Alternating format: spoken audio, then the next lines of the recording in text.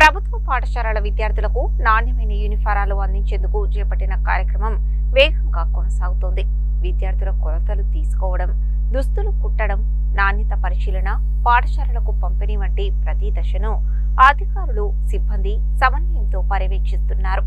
జిల్లాలోని 1045 ప్రభుత్వ పాఠశాలలకు చెందిన మొత్తం 51,739 మంది విద్యార్థులకు యూనిఫారాలు అందించాల్సి ఉంది. కాగా ఇప్పటి వరకు 48,795 మంది విద్యార్థులకు క్లాత్ రాగా 30,432 మంది విద్యార్థులకు ఇప్పటికే యూనిఫారాలు అందజేశారు.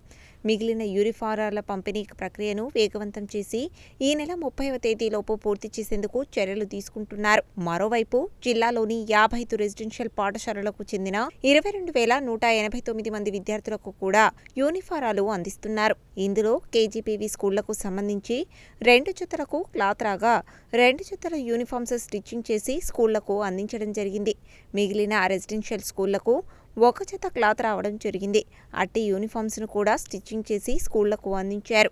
మిగిలిన జతను సెప్టెంబర్ 15 లోపు విద్యార్థులకు అందించేందుకు చర్యలు చేపట్టారు. ఈ కార్యక్రమం ద్వారా గ్రామీణ ప్రాంతాల్లోని 658 మంది ఎస్హెచ్జి మహిళా టైలర్లకు ఉపాధి అవకాశాలు లభించాయి. విద్యార్థుల కొలతలకు అనుగుణంగా యూనిఫారాలు సరిగ్గా ఉండేలా ప్రతి స్కూల్లో ఒక ఎస్హెచ్జి మహిళా టైలర్ను అందుబాటులో ఉంచి ఆల్టరేషన్స్ చేయిస్తున్నారు.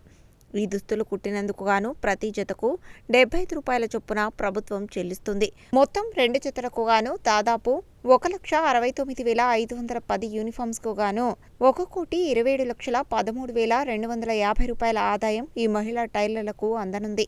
ఇందుకు సంబంధించిన నిధులను ప్రభుత్వం నుండి ఇప్పటికే జిల్లాలకు విడుదల చేయడం జరిగింది.